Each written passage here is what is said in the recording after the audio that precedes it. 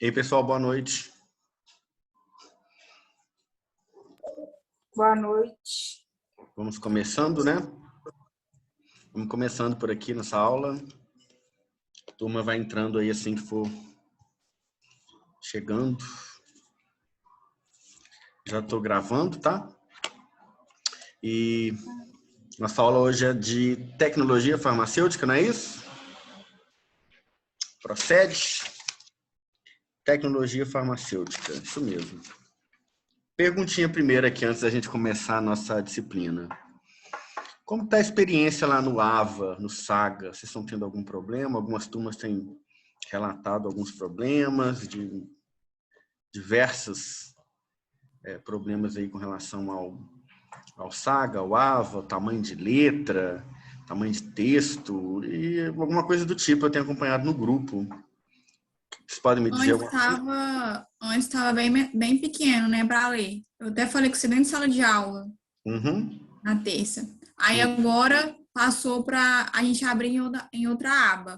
Conseguiu resolver? A gente abre outra aba e aí abre bem maior. Aí agora tá dando para ler direitinho.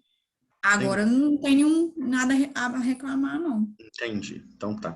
Outra coisa, com relação à marcação das atividades que vocês terminam, como que tá? Tá dando certinho? O meu eu marquei tudo semana passada e depois eu fui ver, tinha nada marcado. Algumas turmas me relataram isso também. Tá assim de vocês? Então eu vou até ver isso. Não vi isso, não. O meu, porque eu vi tudo, sempre eu olho no final de semana. Aí eu fiz tudo, aí depois durante a semana fui fazer uma atividade, eu olhei, tava tudo desmarcado. Pois é, vamos. Eu sei que o suporte já está analisando o que pode ter acontecido e buscando uma alternativa para resolver isso aí. Não sei do que se trata. Oi, Emílio. Boa noite, pessoal. Fala, Adriano. Eu acho que esse negócio que a Paulinha falou, e eu estava reparando que do ano passado, na hora que você respondia um exercício que você mudava para o próximo, seguinte, ele já cravava a resposta. Agora nós temos que fazer todos os 5 e enviar o exercício para depois ele registrar. Ele mudou. De repente foi isso. Pode ser alguma alteração que teve. Eu sei que ele foi atualizado mesmo. Do ano passado para esse ano, eles atualizaram o sistema todo. Então, ele deve ter algumas diferenças, sabe? Não sei o que fizeram, mas inicialmente alguns alunos não gostaram muito da alteração. Mas sempre que muda mesmo, a gente estranha, né? Então, até que a gente se adapte à nova...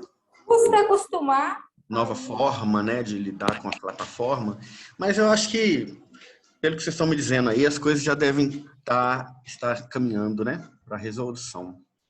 Então, não deve ter muito mais... Até próximo mês aí, né? Até a prova, pelo menos, a primeira prova, já deve estar tudo resolvido. E vocês vão cobrando lá no grupo que a Lidiane vê, os professores veem também, a gente manda para o NTI, e eles vão só assim para eles poderem analisar mesmo e tentar resolver. Oi. Agora vai ser lançado unidades toda semana? Qual disciplina? De todas estão lançando. Lançaram semana passada e agora lançou de novo? Vocês têm disciplina com prática? Temos as suas de controle e de parasito. Controle. Não abriu disciplina nova, não. Abriu? Não. Não, porque é o seguinte. Disciplina, tá assim, data de liberação dos UAS. Isso aqui é o que a gente recebeu. Disciplinas teóricas com 3 tempos síncronos, ou seja, uma disciplina que tem 3 tempos aqui no Zoom, ou uma disciplina que tem teoria e prática, como controle de qualidade. São 8 unidades só. Então, vai ter liberação de unidade dia 22 de fevereiro, dia 8 de março, 22 de março e por aí vai. Agora, as disciplinas que têm 2 tempos teóricos no AVA sem prática, ou 1 tempo teórico sem prática, como essa, são 16 unidades e 12 unidades. Então, não vai ter toda semana, mas já tem dia 22, dia 1º, dia 8, dia 15, quase toda semana, na verdade. Não é toda não, mas é quase toda. Porque disciplina que tem prática são 8 unidades. Disciplina que tem 2 tempos teóricos são 12 unidades. Disciplinas que têm um tempo teórico só, como tecnologia, que a gente está vendo agora, são 16 tempos, são 16 unidades. Então, acaba que quase toda semana tem liberação. Entendeu? Depende da disciplina. Tem disciplina que é 8, tem disciplina que é 12, tem disciplina que são 16. Beleza? Beleza. Então, a nossa de hoje é tecnologia farmacêutica, é uma dessas disciplinas com 16 unidades, porque as nossas aulas são somente teóricas e uma aula teórica só por semana. A outra que é controle de qualidade, a gente tem prática, então são 8 unidades. E a outra, que é farmácia hospitalar, que tem uma aula teórica só, são também 16 unidades. Joia? Tudo em ordem? Qualquer coisa que vocês notarem aí de diferente, vocês me avisem, tá? Para eu poder tentar resolver para vocês aqui da maneira mais rápida possível. A gente vai se adaptando também. Para nós também o Saga está diferente, então lançamos, perdemos, temos que lançar de novo. A plataforma no início do semestre está um pouco instável mesmo. Mas no final tudo dá certo, né? Beleza? Então vamos lá para a nossa disciplina. Terminamos na semana passada a tecnologia farmacêutica. Primeira unidade, introdutória, com conceitos, história. Falei da aspirina, do medicamento clássico. E hoje, se todos estiverem vendo aí os slides, nós vamos falar de excipientes farmacêuticos. Não é muita informação nova, não tem muita novidade nisso que a gente vai estudar. Até falei com vocês isso, né? Que nós temos grande parte da nossa disciplina em comum com a farmacotécnica, mas que a nossa disciplina ela é focada na indústria, no processo industrial. Então, os excipientes que nós vamos estudar podem ser aqueles que vocês estudaram em farmacotécnica, como também podem ser excipientes novos, específicos de processos farmacêuticos industriais, da produção industrial. Okay? Por isso que pode parecer repetitivo algumas coisas, mas a ênfase vai ser diferente, tá? O que são os excipientes, então? Constituintes da formulação diferentes do princípio ativo. Tudo aquilo que não é princípio ativo é excipiente, né? Tem aquela discussão entre excipiente e adjuvante. Excipiente e adjuvante é a mesma coisa? Em termos conceituais, sim. Né? Adjuvante e excipiente é aquilo que não é princípio ativo.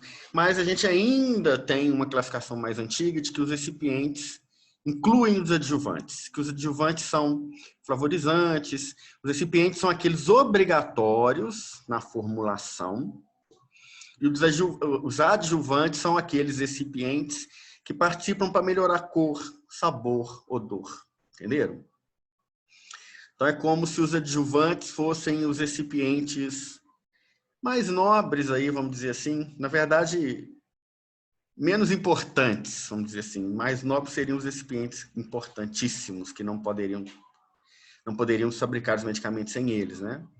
E os adjuvantes seriam aqueles que acabam melhorando características organolépticas, cor, odor e sabor, né? Então, mais para marca, para melhorar a palatabilidade, né? Um medicamento mais palatável, menos ruim, né? Vamos dizer assim. Mas que o medicamento sem ele é o medicamento do mesmo jeito, diferente dos demais aqui, tá joia? Então, é isso que a gente vai ver aí. Beleza? Diferença entre inerte e inativo. Inerte é aquele que não reage com os demais componentes da formulação. Todo excipiente tem que ser inerte. Eu não posso ter um excipiente que reaja com o princípio ativo ou com outro componente da formulação, formando uma terceira substância. Não pode acontecer de maneira nenhuma, né? E inativo é aquele que não tem atividade farmacológica, não tem ação terapêutica. Então, inerte é diferente de inativo. Todo recipiente precisa de ser inerte e também precisa de ser inativo. Ele não tem atividade farmacológica intrínseca, você não espera que o amido que você coloque no medicamento, na cápsula, tem atividade farmacológica. Quem vai ter atividade farmacológica é princípio ativo. Se ele tiver atividade farmacológica, ele é princípio ativo, não é excipiente. Ok? E inerte, porque ele não vai reagir com nenhum outro componente da formulação. Você não espera que ele reaja formando uma outra substância nova por uma reação química, né? Não pode acontecer. Beleza? Inativo. Ô, Hermínio. Pode perguntar, meu caro. A questão é que você não espera que aconteça. Não espera. Mas não é que é 100% garantido. Igual você estava falando a respeito dos medicamentos, o genérico que usa recipiente diferente do ético. Sim, do similar. De referência, né? Uhum. Né? Que pode o genérico tem que ser idêntico. O genérico tem que ser idêntico, os recipientes também. Mas os similares, eles mudam. Tem que mudar, não pode ser igual. E aí nunca se sabe, né? O que você está falando é justamente isso, né? Nunca se sabe o que vai acontecer. Pode acontecer, por exemplo, também em medicamentos diferentes, na farmacologia aí, né? A gente sabe que existem os pacientes polifármacos, aqueles que utilizam muitos medicamentos. Você pode ter diversos tipos de reação entre princípio ativo e entre recipientes também, né? Recipiente de um medicamento reagindo com o recipiente do outro, né? Tem pacientes que tomam 10, 12 medicamentos por vez, né? Isso é complicado. Justamente porque parece a gente não tem como garantir. Parece que nas matérias passadas alguém estava falando a respeito do genérico. E o genérico tem o genérico e o medicamento de referência. Uhum. O genérico ele tem um negócio que ele pode ser diferente do medicamento de referência. Desde que mantenham aqueles parâmetros farmacocinéticos que são analisados, né? Mas então o genérico pode ter um recipiente diferente? Pode ter uma coisa diferente. O medicamento lá, os referências usa o talco farmacêutico e o outro usa o amido, sei lá, qualquer um outro pó que seja diluente. Desde que não haja alterações farmacocinéticas, sim. Pode sim. O similar não, o similar já não posso dizer a mesma coisa, mas o genérico sim. Mas igual a questão do genérico pro referência. Eu falo ético, porque é a palavra acostumada a falar. Drogaria a gente fala ético, né? Ético, BO e genérico. É isso mesmo. Mas o Hermínio, então, não quer dizer que o genérico ele seja 100% referência do medicamento de referência. O objetivo, quando surgiu a legislação do genérico, o objetivo era que fosse 100% igual. A patente da fórmula fosse copiada, né? A fórmula fosse igualmente copiada. A quebra da patente é exatamente isso. A formulação...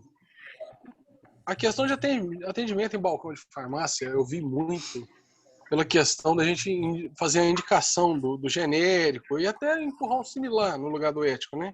Uhum. Então, a pessoa geralmente falava assim, não, o genérico eu não me dou bem com ele. Não é uma ou duas pessoas. São bioequivalentes. Então, pode ocorrer diferenças entre um e outro? Olha, teoricamente, não. Mas é aquilo que a gente vai ver um pouco mais para frente. Eu não sei se nessa disciplina a gente já vai falar disso agora. Eu acho que sim, quando a gente for falar de compressão.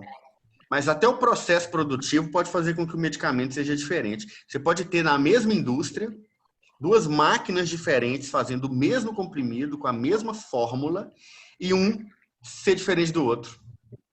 Às vezes uma máquina tem uma calibragem igual a outra, que tem que ser igual. Mas a potência, alguma coisa que diferencia uma da outra, que dificilmente vai ser 100% igual, faz, por exemplo, com que um comprimido seja mais compressível, seja mais comprimido mesmo do que o outro, sabe? Uhum. Mas isso vai dar diferença? Se uma máquina apertar mais um comprimido que o outro? Sim. Você coloca os dois no estômago de duas pessoas diferentes, um vai dissolver. A absorção deve ser diferente. Vai ser diferente. Você vai ter uma dissolução, desintegração mais rápida, dissolução mais rápida ou mais demorada, né? Do menos para o mais. E a gente vai ver que esse parâmetro chama dureza e friabilidade. Se um é mais friável que o outro, ele desfaz mais fácil. Entendeu? Porque isso que você falou é interessante, porque a gente via esse negócio, vamos supor, de repente a marca tinha o medicamento, o ético lá, e tinha o genérico.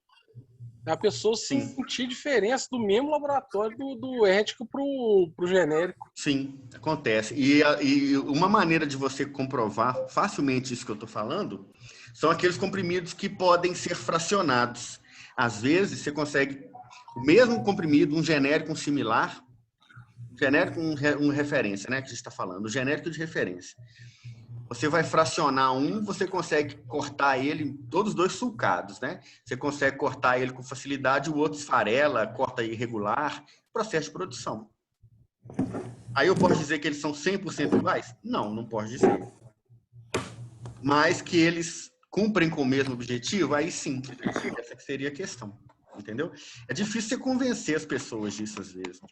Tem pessoas que só por falar que o medicamento é genérico, eles já acham que o medicamento que não vai se dar bem. Eu falo com você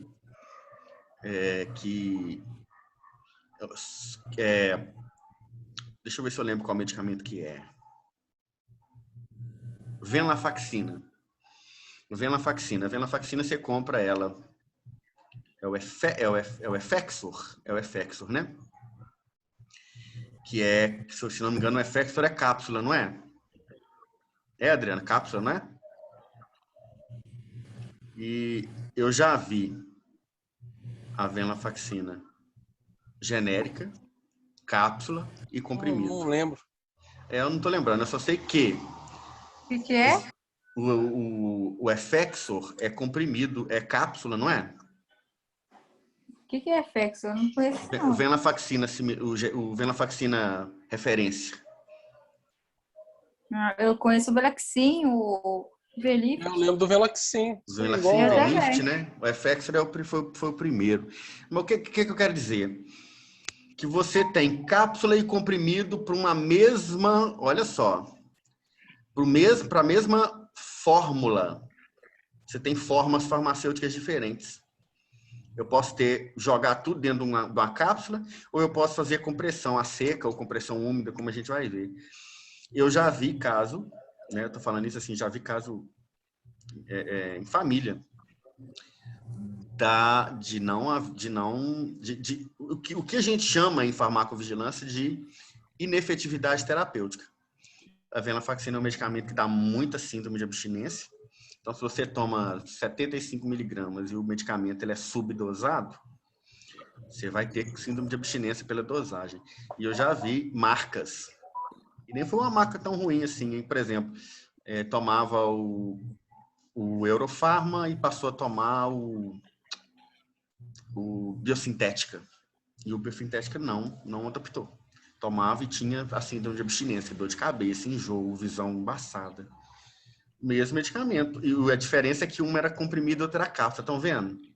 Que é difícil a gente colocar a mão no fogo pelo processo industrial e pelo medicamento e falar que é 100% igual e que pode tomar, que não vai ter reação nenhuma, que vai ser igual ao outro que você tomava. É difícil a gente falar isso no balcão. Mas é o que a gente aprende, né? Concordam comigo? Eu falar com você assim, ó, tá vendo esse pote aqui? Eu tenho a formulação da venlafaxina aqui dentro. Eu vou separar ela em duas. Essa primeira metade aqui eu vou colocar em cápsula. Essa segunda metade eu vou transformar em comprimido. Você tem coragem de falar que vai ser diferente a cápsula do comprimido? A ação para a pessoa? Ou você vai ficar na dúvida e falar, sei lá, às vezes é a mesma coisa, a mesma fórmula. É a mesma coisa de eu tomar um medicamento, é a mesma coisa de eu tomar um chá na caneca ou no copo descartável, né? Não. Né? Não. Como é que funciona? Como é que eu posso afirmar uma coisa ou outra? Difícil, né? Mas a gente é levado a gente estuda, a gente é levado a crer pelos estudos, pelas análises dos laboratórios que os medicamentos cumprem com o mesmo objetivo, né? Então, beleza?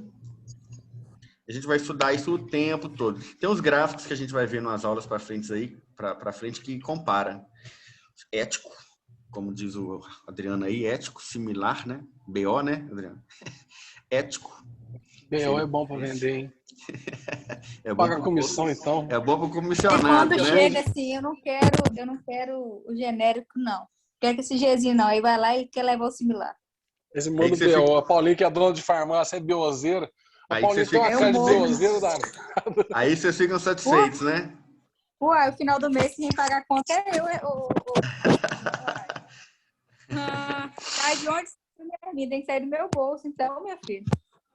É, desse jeito mesmo. Mas é assim mesmo que funciona. A gente tem que olhar, né? A parte...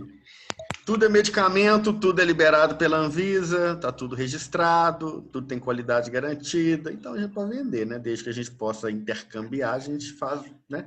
Fazemos isso, né? Bom, funções básicas dos recipientes farmacêuticos. Otimizar a estabilidade dos medicamentos. Modular ou incrementar a biodisponibilidade, né? Incrementar, melhorando, ou modular. Eu quero que o medicamento se desintegre só no intestino, que passe pelo estômago ileso, de forma ilesa, sem que seja destruído. Também para otimizar o processo de manufatura. A gente vai ver que alguns recipientes não têm função nenhuma no medicamento em si, mas no maquinário. Entenderam? Vou fazer uma pergunta para fazer a comparação para vocês aqui. Para que você unta?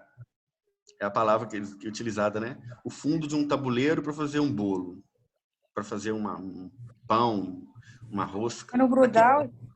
Faz parte da receita? Tem alguma... Mas você não tá no solta depois, né? Então, aí você concorda comigo que a manteiga, a margarina, a farinha que você põe ali para untar, ela faz parte do processo de manufatura, mas ela em si não faz parte da formulação, concorda? Uhum. Às vezes é utilizado no medicamento um pó para que o comprimido não agarre na máquina. É justamente isso que você falou, Paulinho, para não agarrar no fundo ali, depois não solta. O bolo agarra e não solta. Né? É justamente isso. Existem produtos, recipientes que são utilizados no processo industrial. É isso que eu estou falando com vocês. É industrial, né? Numa farmácia de manipulação, não faz comprimido. Muito difícil você ver isso. Né? O processo produtivo da manipulação é focado em cápsula. Muito mais simples, né? Existem alguns recipientes que são utilizados para que não haja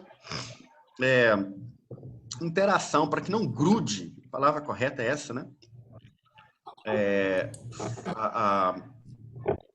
O comprimido no maquinário. Você consiga tirar ele. A gente vai ver isso aí também. Beleza? Quais são os mais utilizados para estabilizar, né, o medicamento, para otimizar a estabilidade? Antioxidantes, como o BHT, metabisulfito de sódio. Quelantes, como EDTA, vão quelar metais pesados, principalmente, né? Cálcio, magnésio, presentes aí na água e metais pesados aí em geral. Conservantes, como ácido benzoico, nipagin, nipazol, cloreto de benzalcônio. Tampões, fosfato e citrato aí, principalmente. Modificadores de pH, como trietilamina, ajuste de pH, 6 e 10, viscosidade e formulações com carbopol, né? O pH altera a viscosidade de substâncias aí que são utilizadas em formulações semissólidas. Revestimentos, os comprimidos revestidos, como etilcelulose, acetofitalato, né? Normalmente os à base de celulose, filmes de celulose, que são utilizados para revestir os comprimidos aí. Nessa forma farmacêutica que a gente chama, nessa apresentação que a gente chama de comprimido revestido ou de drágia, né? Modular ou incrementar a biodisponibilidade. Desintegrantes. Para que serve um desintegrante? Para facilitar a desintegração de um medicamento que poderia ter a sua desintegração dificultada, lenta, né? A gente faz um teste de desintegração e dissolução, que a gente mimetiza o pH do estômago, ácido clorídrico, temperatura do organismo, e coloca os comprimidos lá dentro e observa o processo de desintegração, entenderam? É uma análise muito corriqueira, E aí eu posso colocar um modulador aí que vai facilitar a desintegração ou não. Ou dificultar a desintegração, depende do que você está querendo, né? Matrizes de liberação modificada. Comprimidos de liberação controlada, retardada, continuada. Né? Isso é interessante nos dias atuais aí. O que a gente tem aí de bastante tecnológico, moderno, né? Melhora bastante a adesão ao tratamento, né? O paciente tem que tomar 3, 4 vezes medicamento por dia, principalmente aqueles que têm sofrimento mental, antibióticos. Antigamente, os antibióticos não têm cabimento. Eu acho que não, mas eu vou perguntar assim mesmo, né? Alguns de vocês aí trabalham em drogaria, não sei quanto tempo vocês trabalham em drogaria, às vezes até mais do que eu, né? Mais experiência do que eu aí em termos de antiguidade no setor. Mas antigamente, um medicamento chamado frademicina, injetável, lincomicina, vocês conhecem? Eu conheço, boa para sinusite. Vende ainda de forma injetável a lincomicina ou não? Eu conheci ela injetável, mas não tá vindo mais não. É um negócio assim que eu tinha pavor de ver aquilo. Eu trabalhava em drogaria, era recém-formado. Só é para desgramar. E só chegava injetável, só chegava prescrição pediátrica. Nossa, e era de 4 em 4 horas. A pobre coitada da criança tinha que tomar 6 vezes por dia uma injeção de um medicamento antibiótico, né, um antimicrobiano que era doloroso. A criança olhava para você já com pavor. Depois de adulto, ele deve olhar para você e ficar traumatizado com aquilo, né? Imagina a prescrição dessa frademicina, que é a lincomicina injetável, de 4 em 4 horas, por acho que 7 dias. Olha a quantidade de agulhada que a criança... Eu tomei ela de 12 em 12 por 14 dias. Eu quase morri. Olha só a quantidade de agulhada que a pessoa ia tomar. Não tem o menor cabimento. Hoje você toma um medicamento aí, por exemplo, a própria amoxicilina, o medicamento tem que tomar 3 vezes por dia por 7 dias, são 21 doses. Aí você põe uma liberação diferenciada, o medicamento você tem que tomar só uma vez por dia, tipo a azitromicina, que são só 3 dias de tratamento. Não preciso nem de falar que isso melhora muito a adesão ao tratamento. A chance de você falhar em tomar o medicamento 3 doses é muito menor do que você falhar em tomar o medicamento 21 doses. Ou mais, né? Essa frademicina nem deve existir mais, Paulo. Não tem cabimento isso, não. Sabe? Eu ficava horrorizado com a prescrição. E fora que sobrava para mim, que era o farmacêutico, aplicar. Tinha que aplicar aqui na criança. A criança já não aguentava ver minha cara mais, né? Traumatizou comigo. E, infelizmente, o pediatra da cidade tinha o hábito de passar esse medicamento. Era uma coisa absurda. Quando está em hospital, pessoal, que a pessoa já está ali mesmo, já toma injeção mesmo toda hora. Quando tem acesso venoso ainda, pode ser endovenoso, é melhor ainda, porque já fica com acesso. Você pode pôr medicamento injetável de hora em hora lá, que não faz diferença. A pessoa está com acesso venoso mesmo. Agora, intramuscular, uma agulhada por vez, não. Não tem, isso não é uma prescrição racional, não. Aqui em Mutum, pediatra passa muito ceftriaxona. Ceftriaxona também é outra que dói, né? Dói por dana. Eu vendo, pra lá no pronto-socorro, tomar um morro de dó. Tem uns medicamentos que, cetoprofeno, dói um tanto também. Tem uns medicamentos que não tem cabimento. Né? São muito... Não podemos esquecer da bezetacil. A bezetacil é famosa. Sua mãe falava pra você, Adriano? Agora não tem anestesia mais? Não tem mais negócio de colocar lidocaína, não. Oi. A técnica da aplicação também influencia muito nessa questão aí da dor, né? Influencia. Que aqui mesmo no hospital, algumas pessoas fazem cetoprofeno. E assim, a dor local e tal, outro já sai o paciente mancando. Nossa, cetoprofeno é uma coisa horrorosa. Eu tenho hérnia de disco e assim, por várias vezes eu tomava cetoprofeno, dói mais do que a hérnia. Melhor você ficar com a dor da hérnia. O medicamento Deus é mais. Muito doloroso. Mas justamente o que você falou, a técnica de aplicação influencia muito também, né? A técnica correta, né? Saber utilizar a técnica correta, com certeza. O aplicador vai influenciar muito na dor que você vai sentir. Todo injetável é assim, né?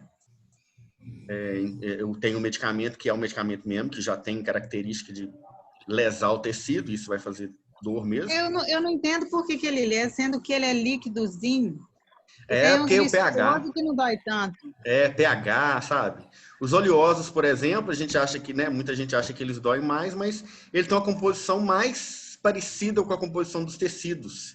Aí acaba que não dói tanto. Agora, esses que têm pH mais ácido, mais básico, eles lesionam mesmo. E aí, né? Infelizmente, a dor é uma consequência.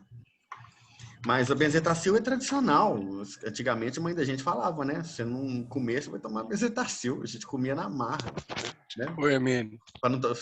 Aposto que a mãe do Adriano falou com ele, se você não comer, você vai tomar benzetacil. Por isso que você tá com 300 quilos hoje. Você é da época da Biotônico Fontoura, Emulsão Scott? Não não é pra comer não, Hermínio. Emulsão Scott sem sabor. Mas esses dias atrás, aqui na farmácia do postinho, que é a farmácia básica, andou faltando a benzetacil de 1.200, de 1.200.000. Aí chegava as receitas, aí eu falava para os pacientes, falava assim, a de 1.200.000 não tem não, você quer levar 2 de 600? De jeito nenhum, né? De graça, levava e tomava no hospital. De dia sim, dia não. Teve gente que levou 12 vidrinhos daqui para tomar. Aí sim, hein? Não é nada agradável, não. Não é mesmo. Aí fala assim, reveza a bunda. E a profenide? A profenide é o cetoprofeno, porque eu tava falando com as meninas, dói demais. Eu acho dificilmente um medicamento. Eu, particularmente, tomei muita coisa injetável por causa desse problema, né? De hérnia de disco, muito corticoide. É por causa antibiótico, mas doer igual o profenide, sinceramente, eu desconheço. Dói, mas dói com força, né? Irradia a dor dele, vai até a ponta do dedão do pé. Né? E justamente por causa do pH, né? É o pH do medicamento ali que faz isso. Eu acho que todas dói, eu não gosto de nenhum. Por isso que eu odeio da injeção. Porque eu morro de medo da agulha, como é que eu vou dar agulhada nos outros? Vamos fazer. Já fez o curso, Paulo? Você fez o curso com a gente? Você fez, não fez? Eu fiz. Mas eu não dei, ninguém me deu agulhada, não. Eu nem deixei ninguém me dar também, não. No dia do curso, você não deixou ninguém te usar de cobaia, não? É ruim, Hermínio, você tá doido? Eu não tomo injeção, não. Eu só tomo... Vamos fazer. Eu fiz um curso com o Rafael, muito bom. Aí ele passou umas técnicas bem bacanas, para poder, assim, doer menos o possível no paciente, né? Intramuscular tem muita técnica. Tem muita técnica que ajuda a gente a aplicar sem muita dor. Né? Em glúteo, né? Fazem Z, que é a questão do posicionamento da perna, né? Encontra os dois joelhos, encontra a ponta do... A única solução que eu achei é não tomar ela. Né? A única maneira de não doer é não tomar, você tá certo. Mas minimizador. Intramuscular, principalmente. É só o pessoal dar uma crise de rins, que eles não querem nem saber que jeito que vai enfiar a agulha, né? Mas a endovenosa ainda... estou aqui, ó. Endovenosa ainda dói menos. Estamos aqui. Esse pessoal estamos no pronto-socorro aqui, esperando vocês. Aí a Cíntia querendo tomar agulhada, tá vendo? Tô aqui mesmo, sério. Mas eu tomei agulhada lá em Una. Sério? Me deu problema de bursite no braço lá, não consegui dirigir, levaram pro hospital, me deram um monte de agulhada aí. Cíntia, você é técnica de enfermagem, né? Tô. Viva a espera de um pra me dar uma agulhada. A Cíntia é uma matadora de velho de Irupi, Hermínio. Os velhos de Irupi tá tudo morrendo no plantão dela. Sabe o que eu falei? Sabe o que eu falei hoje? Que eu cheguei no nível que eu tô fazendo medo. Eu gosto de furar. Tem que tomar cuidado com você então, hein? Hermínio. Eu falei assim, nossa, aqui. Eu tô pegando, funcionando por prazer agora. Mas esses são os melhores. Pega a técnica aí, depois da técnica perfeitinha, aí não sente nada. Aí eu falei, gente, será que eu tô errada em sentir bem? Aqui, eu te contar que a Faculdade do Futuro fez um bem danado pra cidade de Irupi. Depois que a Cíntia começou a fazer faculdade, começou a faltar dos plantão lá, muito velho sobreviveu aos plantão lá.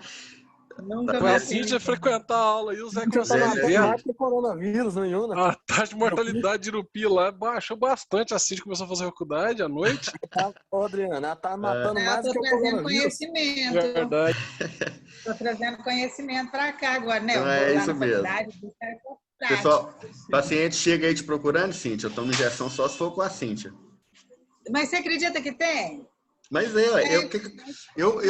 até que ultimamente eu não tenho mais tomado injeção corticoide, analgésico, para esse problema que eu tenho, né? Essa hérnia de disco que eu tenho.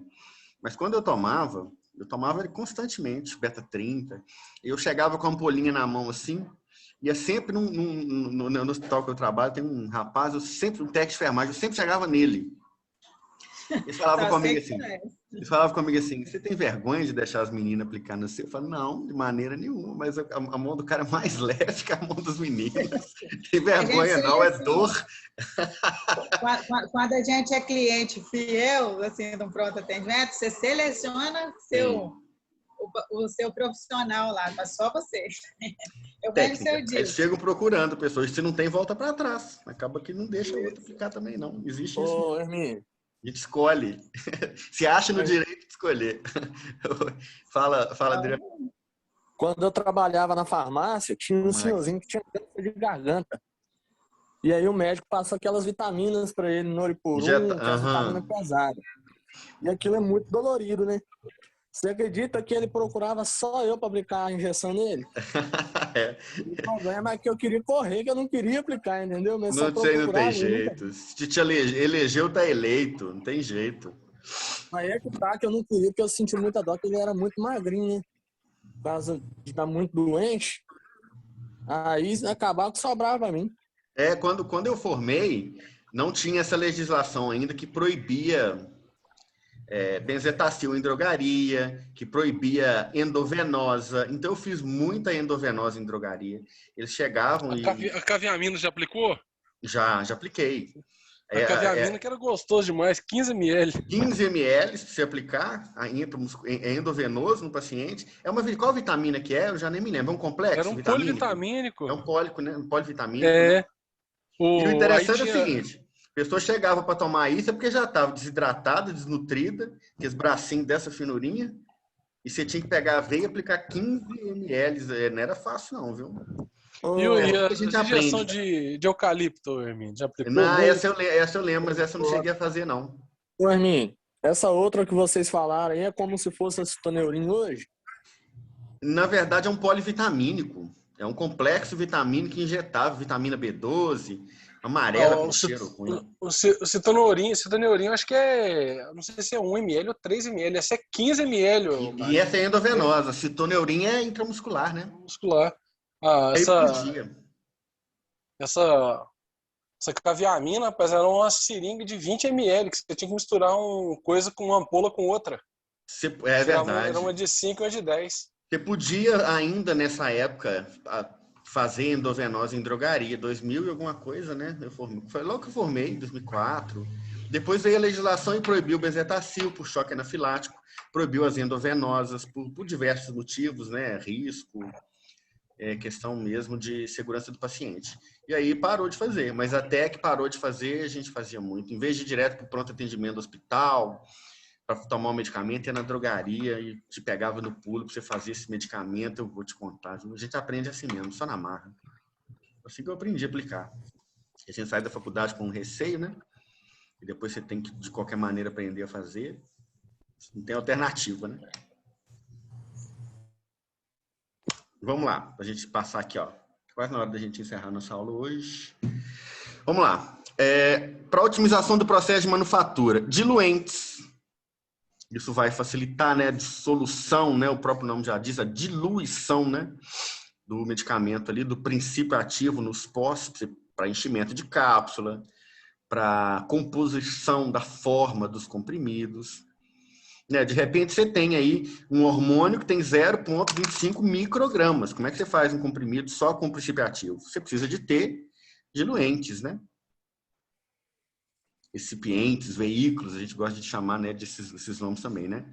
Aglutinantes, para ajudar a aglutinação dos pós, para formar mesmo o comprimido. Emulsificante ou tensoativos, que são utilizados aí na fabricação de emulsões para semissólidos. Agentes suspensores para suspensões, como argila, bentonita, aerosil, goma-arábica, antigo, né? Goma-arábica é uma coisa antiquíssima, né? Lá do início da farmácia, né? Carbopol, lubrificantes. Os lubrificantes, esse exemplo que eu dei para vocês aí, untar o fundo de um tabuleiro para fazer uma rosquinha, uma rosca, por exemplo, um bolo, é lubrificar. Não é lubrificar o medicamento, mas o equipamento que você está usando, o maquinário que você está usando para produzir. Né? Pra lubrificação dele para que nada grude, nada agarre ali no equipamento que você está usando, o maquinário. Promotores de fluxo, como a gente vai ver, né? Para enchimento de pó ou de líquido também, mais comum líquido, né? E tem aerossóis também que são produzidos, né? Tem os propelentes como propano, butano. Beleza? Vamos só passar aqui, ó. Quais o interesse por essas substâncias? Globalização da economia. Nós vamos ter medicamentos semelhantes no mundo inteiro, né? Isso não é nada restrito, então o medicamento que você compra aqui, ele é semelhante ao medicamento que você compra lá no outro país. Então, assim, de forma geral, os medicamentos têm a mesma formulação. Uma demanda global para atender, né, via importação e exportação de produtos farmacêuticos. Necessidade de modulação da biodisponibilidade, tornar o medicamento mais idealizado, mais próximo do medicamento ideal. Maior produtividade do processo fabril, óbvio que a empresa, a indústria, o laboratório farmacêutico, ele quer produzir mais, né, aumentar a lucratividade do processo. Com o mesmo processo, ele quer ganhar mais, né, maior lucro, né, isso é normal, né, qualquer indústria, né. E o custo de novos fármacos, né, desenvolvimento mais barato de novos sistemas farmacêuticos aí, que sejam que possam ser utilizados, que sejam viáveis, sejam economicamente interessantes para quem produz e para quem compra também. Beleza? Vou parar por aqui. Próxima aula a gente continua, recipientes. Beleza? Nossa aula de recipientes, adjuvantes. E nós temos aula teórica prática amanhã, quem está fazendo controle de qualidade. E nós temos aula teórica de novo na quinta-feira nós temos 2 disciplinas, né? Farmácia hospitalar e controle de qualidade. Joia? Então, um grande abraço para vocês. Uma boa noite. Boa semana de aula aí para todos, de aula, de trabalho. Ok?